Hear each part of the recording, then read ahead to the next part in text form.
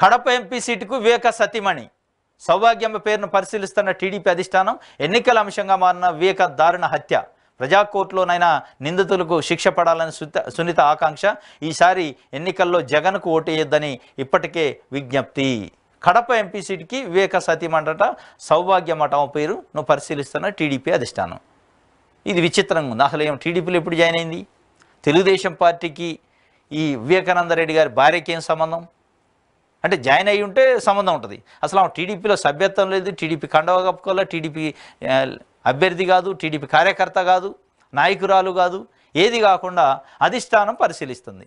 TDP యొక్క పరిస్థితి ఎంత దౌర్భాగ్యమైన పరిస్థితి ఉంటుందంటే వైఎస్ఆర్సీపీ నుంచి ఎవడు వస్తాడు, లేదా జగన్మోహన్ రెడ్డి కుటుంబం నుంచి ఎవరన్నా వచ్చి నిలబడితే బాగు, వాళ్ళు జాయిన్ కాకపోయినా పర్లేదు. ఇప్పుడు గుమ్మనూరు జయరామ ఆయన నిన్న జాయిన్ అయ్యండి, కండవ కప్పిండి అన్నమాట. మంత్రి పదవి అట్లే ఉంది, ఎమ్మెల్యే అట్లే ఉంది, ఆ పార్టీలో ఉండగానే కండవ కప్పేసిండు.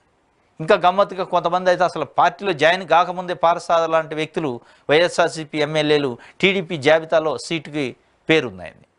అంత దౌర్భాగ్యమైన పరిస్థితుల్లో టికెట్లు ఇవ్వటానికి క్యాండిడేట్లు దొరకని పరిస్థితిలో ఉందా అని ఈరోజు ఆంధ్రప్రదేశ్లో ప్రజలు చర్చించుకుంటున్న పరిస్థితి.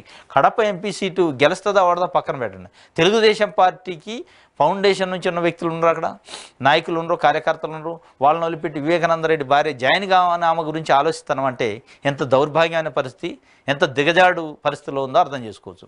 ఇది ఎంతవరకు నిజం? ఆంధ్రజ్యోతి రాసిందంటే దాంట్లో ఎంత నిజం ఉందో మనం కూడా చెక్ చేసుకోవాల్సిన అవసరం ఉంది. ఎందుకంటే ఆంధ్రజ్యోతి తెలుగుదేశం పార్టీని సగం ఆగం పట్టించింది, ఇంకా సగం ఆగం పట్టించడానికి రెడీగా ఉంది. ఇట్లాంటి వార్తలు రాసి ఈ వార్త చూసి తెలుగుదేశం పార్టీలో ఉన్న నాయకులు కార్యకర్తలు కూడా షాక్కు గురవుతారు. ఏమెప్పుడు టీడీపీలో జాయిన్ అయింది, ఏమొక టీడీపీకి సంబంధం ఉంది, అసలు ఎందుకు ఇస్తండి వీళ్ళకి టికెట్లు చంద్రబాబు నాయుడు అనే పరిస్థితికి తీసుకెళ్తాను. ఇదేదో వర్కౌట్ అయ్యిద్ది అనుకోండి, ఇది వర్కౌట్ అయ్యేది కాదు, మన్ను కాదు.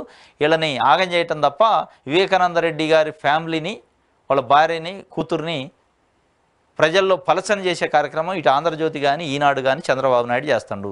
దాంట్లో బలి పశువులు కావటానికి వాళ్ళు సిద్ధంగా ఉన్నారా లేదా అనేది వాళ్ళ ఇష్టం. అది ఇప్పుడు ఎందుకంటే గతంలో చాలామందిని చూసినాం, అవసరానికి వాడుకొని వదిలేసిన చరిత్ర తెలుగుదేశం పార్టీకి సంబంధించి ఉంది.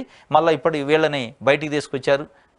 ఆ హత్యా ఉదంతాన్ని పెట్టి ఎన్నికల్లో పోతే అది ఎంతవరకు వర్కౌట్ అయ్యిద్ది అనేది చూసుకోకుండా వాళ్ళని ముందు పెట్టి వాళ్ళతో రాజకీయం చేయాలని చూస్తానంటే ఎంత దౌర్భాగ్యమైన, ఎంత దిగజారుడు, ఎంత లో క్లాస్కి వెళ్ళిపోయింది తెలుగుదేశం పార్టీ పరిస్థితి అనేది ఇప్పుడు అర్థమవుతుంది.